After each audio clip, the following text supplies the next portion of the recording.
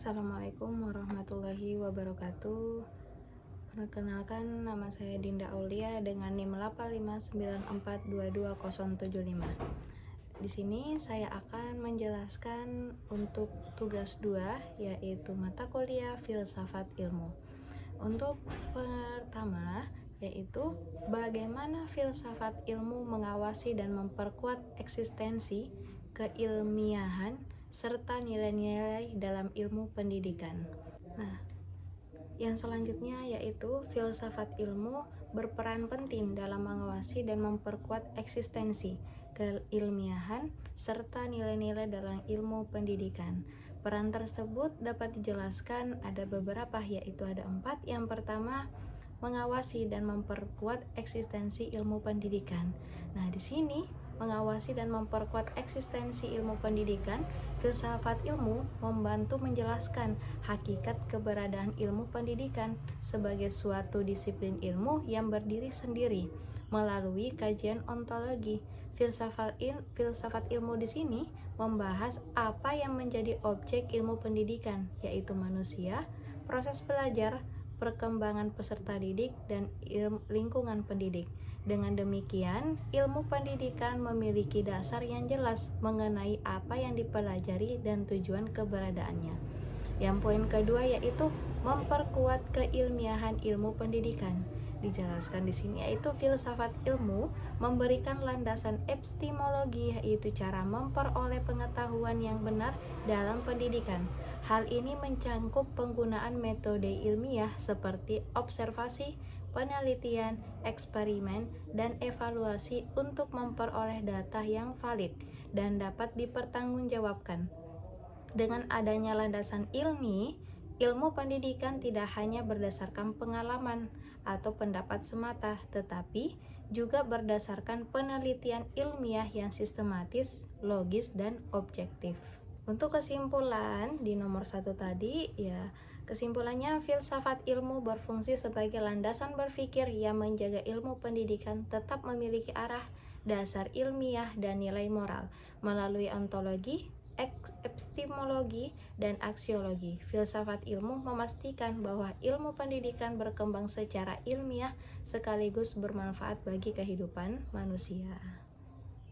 Untuk soal yang nomor 2, yaitu bagaimana pendidikan yang bermakna dan bernilai turut memperkuat perkembangan filsafat ilmu.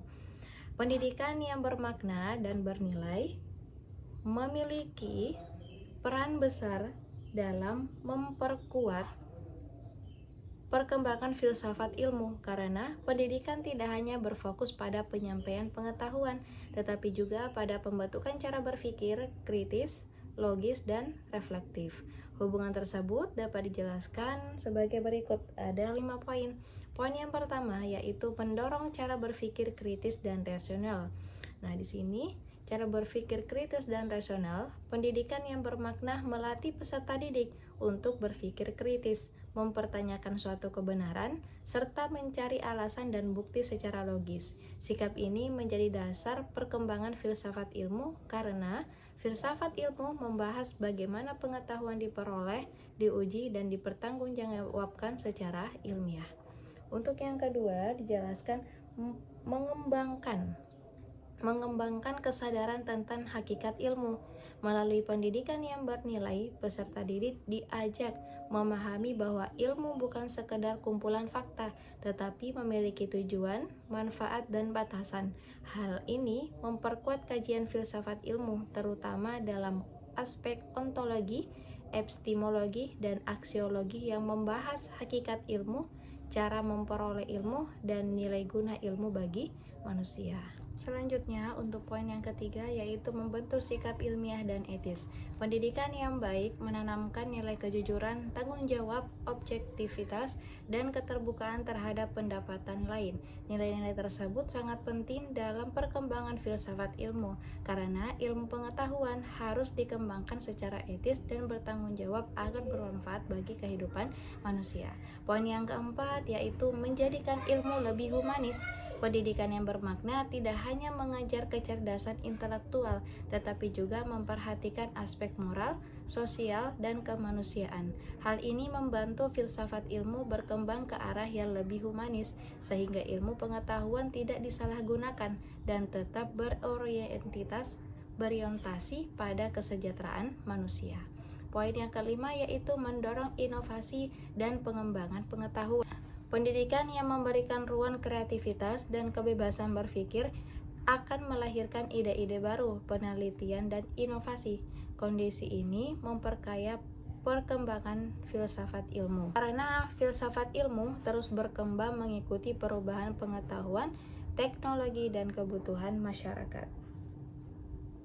Untuk kesimpulan dari soal yang kedua yaitu pendidikan yang bermakna dan bernilai memperkuat perkembangan filsafat ilmu dengan membentuk manusia yang kritis, ilmiah, beretika, dan humanis. Melalui pendidikan, filsafat ilmu tidak hanya berkembang sebagai kajian teori, tetapi juga menjadi pedoman dalam penggunaan ilmu pengetahuan untuk kemajuan dan kesejahteraan manusia. Selanjutnya, untuk soal yang ketiga yaitu mengapa filsafat ilmu dapat disebut sebagai pisau analisis atau ontologi, epistemologi, aksiologi dalam membedah persoalan-persoalan pendidikan. Filsafat ilmu dapat disebut sebagai pisau analisis dalam membedah persoalan-persoalan pendidikan karena filsafat ilmu memberikan cara berpikir yang mendalam, sistematis, kritis, dan menyeluruh terhadap berbagai masalah pendidikan melalui 3 kajian utamanya yaitu ontologi, epistemologi, dan aksiologi. Filsafat ilmu membantu memahami pendidikan dari berbagai sudut pandang. Selanjutnya, saya membahas dulu tentang ontologi. Ontologi di sini menganalisis hakikat pendidikan. Ontologi membahas tentang apa yang menjadi objek dan hakikat pendidikan. Dalam pendidikan, ontologi digunakan untuk menjawab pertanyaan seperti apa hakikat manusia sebagai peserta didik, apa tujuan pendidikan, dan apa yang sebenarnya dipelajari dalam pendidikan. Dengan analisis ontologi, pendidikan dipahami bukan sekedar proses transfer ilmu, tetapi proses pengembangan potensi manusia secara menyeluruh, baik intelektual, moral, sosial, maupun spiritual. Selanjutnya, untuk epistemologi di sini menganalisis cara memperoleh pengetahuan. Epistemologi membahas sumber, metode, dan kebenaran ilmu pengetahuan. Dalam pendidikan, epistemologi membantu menganalisis bagaimana peserta didik memperoleh pengetahuan, metode pembelajaran apa yang paling efektif, serta bagaimana suatu pengetahuan dianggap benar dan ilmiah. Melalui epistemologi, pendidikan diarahkan menggunakan metode yang logis, sistematis, dan berbasis penelitian, sehingga proses pembelajaran menjadi lebih ilmiah dan dapat dipertanggungjawabkan. Selanjutnya, yaitu tentang aksiologi. Aksiologi di sini menganalisis nilai dan manfaat pendidikan. Aksiologi membahas nilai, etika, dan manfaat ilmu.